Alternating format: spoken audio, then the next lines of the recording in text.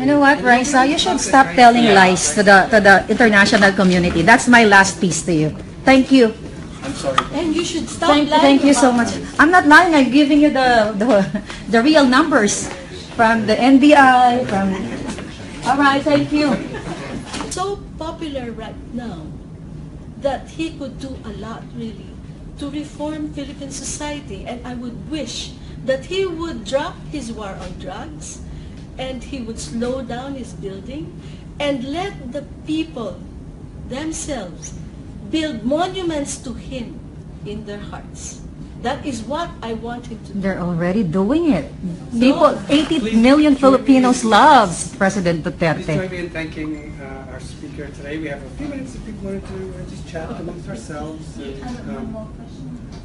Okay. Well, so I'm a student here. Well, I graduated last year. I studied international development studies. I actually prepared for this questioning, so I really do hope I can ask all my questions. It's 2 pages, mostly. Yeah. Well, I hope I'm given a chance. Why don't you give me a copy and No, because I'll answer it in my blog. So please join me in thanking Raissa.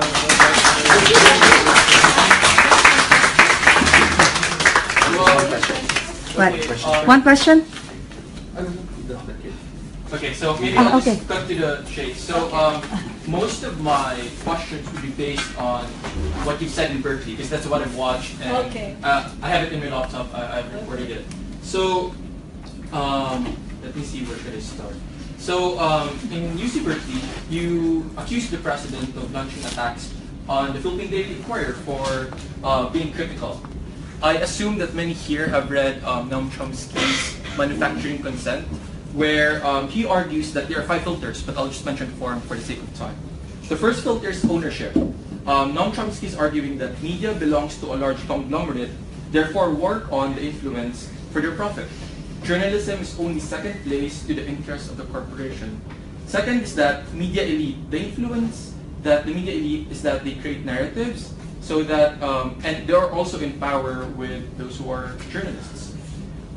Fourth is that they create flags. So if they want to oppose, like media conglomerates want to oppose something, they would create a story. So in the case of the Philippines, maybe we could say, oh, they're just drug addicts. There's the other.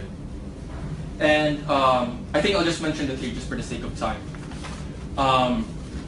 Now, my question, having prefaced it with Manufacturing Consent, and then you said that the Philippine Daily Inquirer is being attacked by the president. As early as 2016, though, President Duterte promised to crack down on big businesses who were not paying taxes. Among those who already paid or were cracked down are the Philippine Airlines, Mighty Corporation, and PhilWeb. Yes. PhilWeb closed down in August 2016 because it was not paying proper taxes, and Jack Lam attempted to bribe Secretary of Justice Vitalina Aguirre. I have my information here. Dennis Valdez, husband of Tessa Prieto, is the president of PhilWeb. Tessa Prieto is part of the Prieto Rufino family who owns the Philippine Daily Inquirer. I have the information here, also in Bloomberg.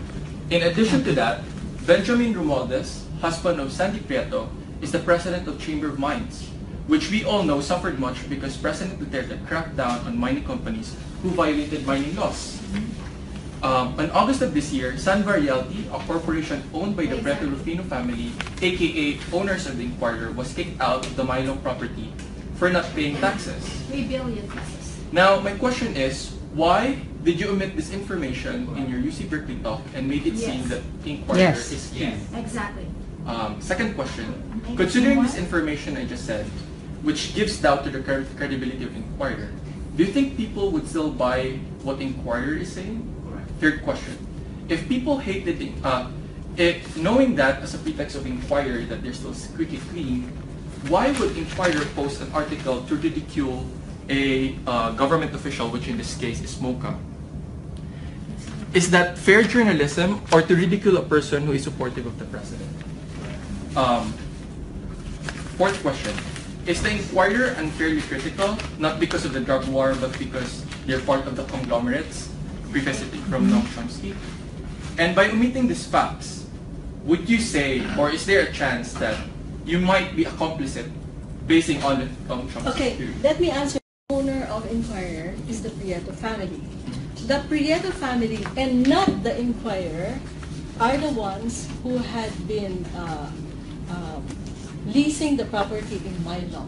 Okay, so I think you have to distinguish between Inquirer as a newspaper corporation and the Prieto family as one of the owners. Okay, the majority owner of Inquirer. Okay, is Inquirer biased? I think you're saying that. Is Inquirer biased with regards to Duterte, President Duterte? You all know that, as what you said, that the owner of a newspaper could also influence the types of stories that come out, okay? However, this is what you need to know about the Inquirer, because I once interviewed Sandy Prieto, the one who is running the Inquirer administratively. Sandy is married to Benjamin Romualdez. Benjamin Romualdez is a very close relative of Imelda Marcos. If you look at, and I believe her when she said that, because when I asked her, is your relationship to the Marcos family affecting, the coverage of Inquirer with regards to the Marcos wealth? And she said, my husband has nothing to do with the coverage of Inquirer. And I believe her, because you see all those anti-Marcos stories, but remember, she is married to Benjamin Romualdez. I think Benjamin Romualdez is the son of Kokoy, one of the Romualdez, I'm not sure now, because there was Alfredo, there was Benjamin Kokoy Romualdez, as the brothers of Imelda Marcos. Okay? You also know from the history of journalism in this country, that sometimes the family or the owner can influence coverage. But you can see in the Inquirer, you have seen in the Inquirer how they lambast the Marcoses. You will say that they should not be lambasting the Marcoses because partly the owners are belong to the Marcos family, which in effect is true. Sandy is a married to a Romualdez, Romualdez Marcos.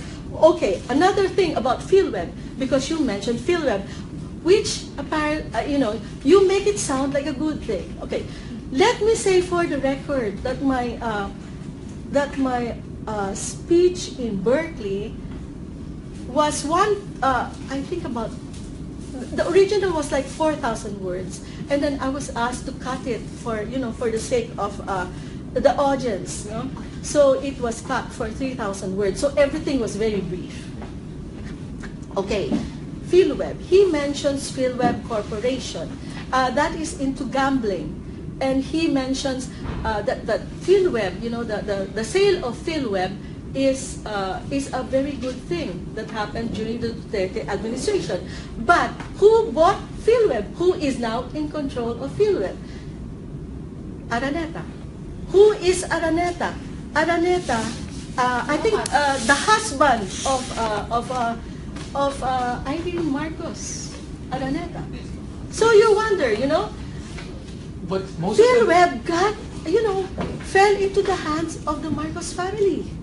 Do you see? Well, to be fair though, we're really out of time, Yes, and we're already I just over. thought that I should say that because she is videotaping everything. We're gonna air that anyway, right? Are you hiding something? Are you? oh, that's my Oh, that's personal. yours. So yeah, but I think just going back, to be fair though, from Chomsky's point of view, it's more of the money, not the family relations, although it helps because Yeah. Let me say the thing. Since I have been working for so many newspapers in my life, including Robert Kwok, now I write for Jack Ma's newspaper. Let me say something. Even if the owners try to influence the direction of a newspaper, a lot of journalists, find ways to write about something that the owners would not want us to write. And that's the truth. to me, Okay, great, thank you. Sorry.